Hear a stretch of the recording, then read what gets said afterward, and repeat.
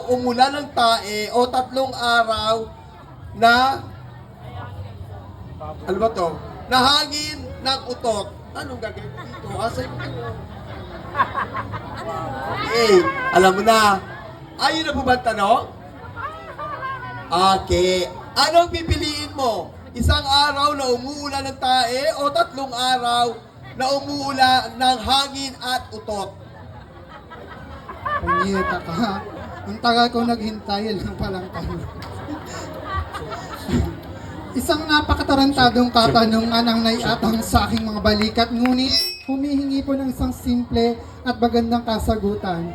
Ang katanungan po na naiatang sa akin, ano daw po ba ang pipiliin ko? Isang araw na humangin ng utot or isang araw na umulan ng tae? Kapag sinabi po nating utot, ibig sabihin ito po ay toxic sa ating pangangatawan. Kailangan po natin ng fresh air dito sa ating lipunan para tayo ay mabuhay. Ngunit mas pipiliin ko po na umulan ng isang araw na tae dahil naniniwala po ko na kapag tinawag po nating tae, hindi lamang po ito toxin sa ating pangangatawan na kailangan po nating ilabas bilang isang individual. Ngunit gayon pa man, ito po ay isang magiging pataba sa ating lupa nang sa gayon tayo ay mabuhay dito sa ating lipunan. Tandaan po natin na kapag wala po ang ating lupang tinatapakan, hindi po tayo mabubuhay dito sa ating lipunan. Mas gugustuhin kong tumaba ang ating lupa nang sa gayon tayong mga tao ay unti-unting mabuhay dito sa ating lipunan.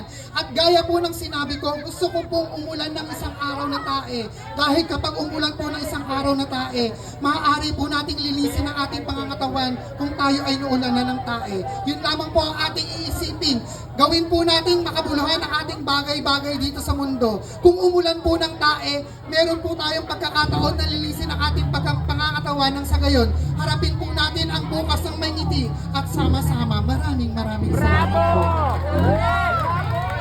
Okay, ang gaganda ng mga sagot. Kita nyo naman na. Kahit pang kalawakan yan ha. Yan. So syempre habang tinatipan ng ating mga judges ang kanilang mga scores, meron po tayong another intermission number. Napakagaling po itong guest na to. So tinatawagan po natin si Miss Raina Diva. Palagpakan naman po natin ang ating guest. Ayan. Walang bayad dyan. Palagpakan naman natin. Walang bayad talaga? Bayaran nyo naman. Sinasabi talaga walang bayad. Walang bayad. Hindi nyo pa masahe. Hello po sa inyo lahat. Magandang gabi po. Happy Fiesta Barangay 829. Nag-enjoy po ba ang lahat? Mahal, ikaw ba yan? Hindi ako mag-start kumanta hanggat hindi malakas ang